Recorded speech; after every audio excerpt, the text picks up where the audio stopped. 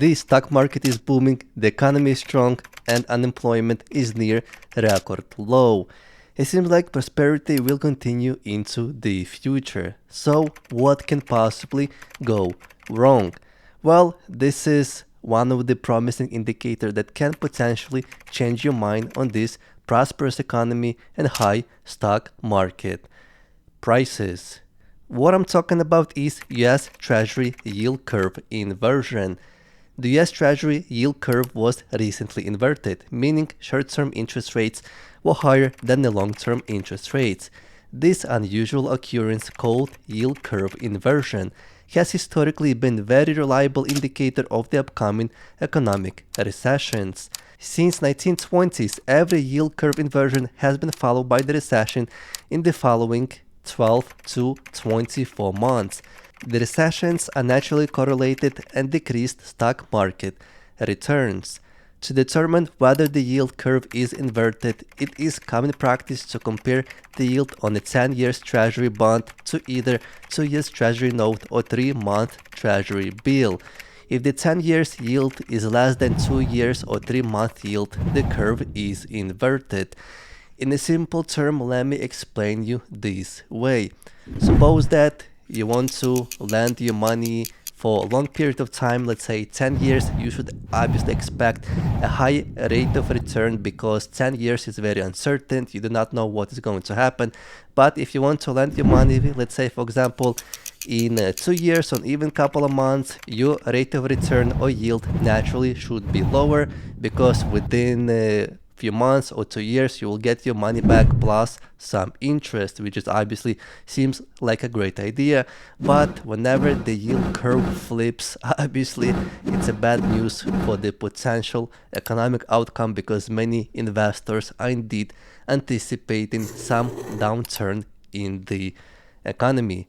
So let's go with this example. So we have a 10 years treasury bond. So currently it is yielding at 4%, and on the flip side, let's take 2 years treasury note that currently is yielding 3.5%. So if we subtract 10 years yield versus 2 years yield, we are going to get 0.5% or 54 points. Whenever the yield curve inverts, the difference between 10 years and 2 years treasury will drop below zero, and that's exactly what technically we had prior to every single recession. In 2023, early 2023, in fact, the inversion was all the way to -1. And another thing to point out, the deeper the inversion, the deeper the recession. So notice that in 2023, the inversion was deeper than in 2008 as well as dot-com bubble. But you may ask a question, what about 1929, 1930s, the biggest recession and the biggest market crash of them all? Well, I did find out some information about that as well.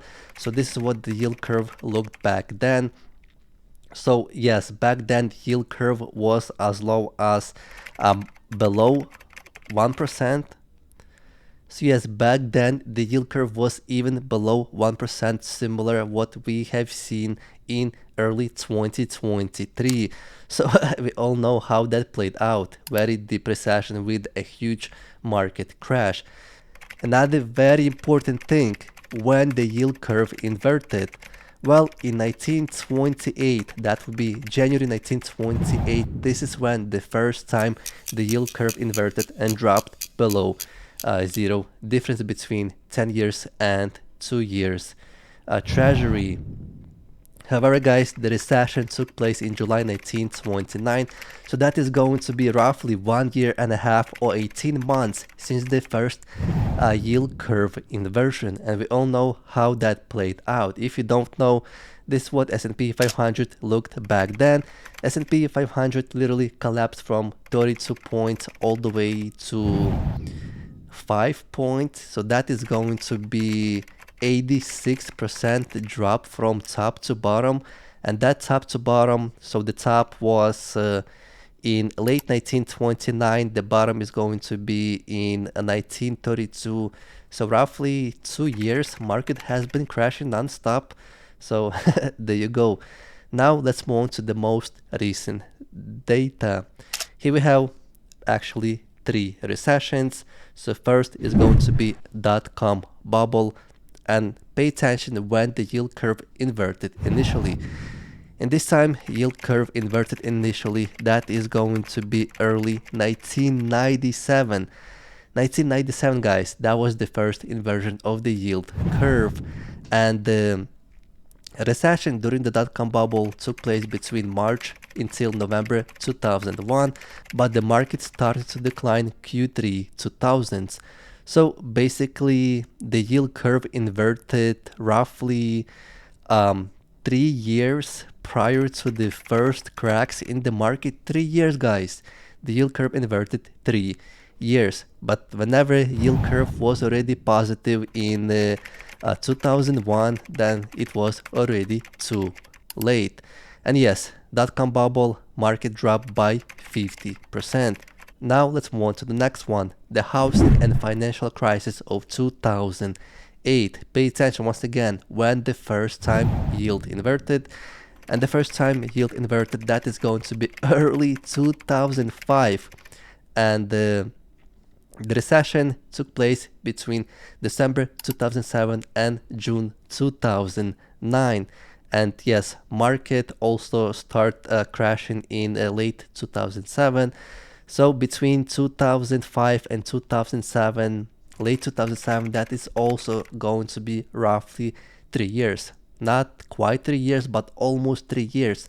So between the first time yield curve inverted all the way until market started to show cracks, the time took 3 years. And back then, market also crashed by 50%.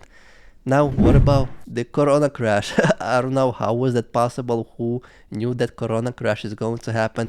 But once again, guys, the yield curve inverted in early 2018, and Corona crash happened in early 2020. So it's also going to be 2 years between first time yield curve inverted until COVID crash. Yes, many people say that that was the black swan event, but somehow somebody knew that this is going to happen. Well, that was very shallow recession, if you will, between March and April 2020. It took only a few months because Federal Reserve stepped in, dropped the rates, started printing money, and so technically they kind of saved the economy. Now let's move on to the most recent yield curve inversion, and that is going to be 2022-2023 yield curve inversion. And indeed, it seems like the first time yield curve inverted, that is going to be early 2022. And pay attention, this is by far the biggest yield curve inversion since, I believe, 1980s or even 1930s. This is when market crashed by 86%. Well, I'm not saying that's exactly what we're going to say this time around, but this is important to pay attention to this indicator. Yes, we had that steep yield curve inversion. First, it started in 2022. Now, guys, we are at late 2025, so that's going to be roughly 3 years since the first yield curve inversion. And if you guys pay attention, what happened during the dot-com bubble, what happened to financial crisis, all those times had roughly 3 years between first yield curve inversion until the market start showing cracks. So 3 years, and now it seems like the market started to crack a little bit here and there. Obviously, we do not know yet. But look, 3 years, guys, can it be a coincidence? Well, I don't know, but what about those people who are saying that this time is different? People will always try to justify the good time when stock market makes new all-time high one after another, whenever unemployment is low and economy continues to grow with decent GDP. New AI, data centers, all kind of new models. This time has to be different, isn't it? Do you know what people said before 1930 crash? Well, let's take a look. Arvin Fisher, famous Yale economist, October 1929. Stock prices have reached what it looks like a permanent high plateau. President Herbert Hoover, early 1929. We in America today are near final triumph over poverty than ever before in the history of any land. New York Times editor, 1928. The market seems to be on a permanent fixture of prosperity. After bank failure and credit collapse, recession hit and the market was down by 86% from top to bottom. Still the biggest market crash till this day. But what about dot-com bubble? Before dot-com bubble burst, investors, analysts, and tech executives were widely optimistic about the internet, believing it would revolutionize everything and make old financial rules obsolete. Here are some of the most telling quotes and attributes from that period. Jamie Kramer, CNBC host, 1999. It's different this time. The internet is single most transformational event in human history and valuation does not matter. Mark Mackey, Morgan Stanley tech analyst, 1999.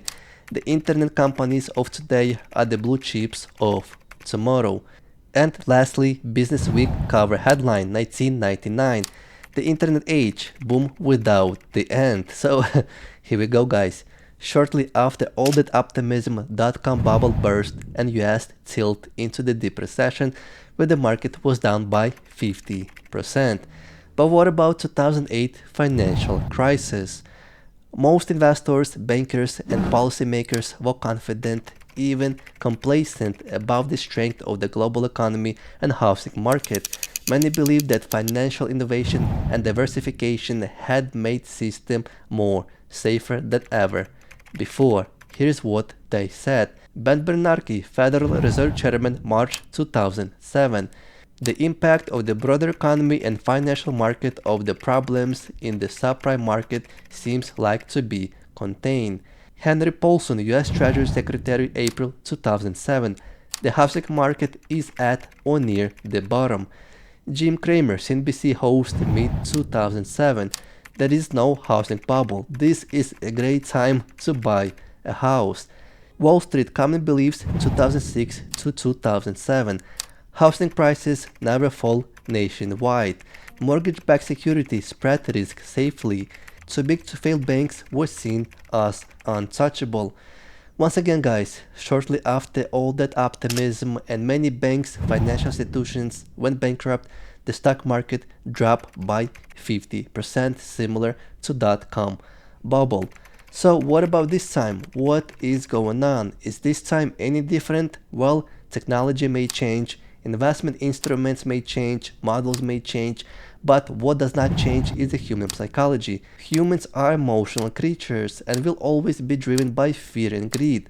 John Templeton, the highest regarded mutual fund manager, once said, "The four most dangerous words in investing are 'this time is different.'"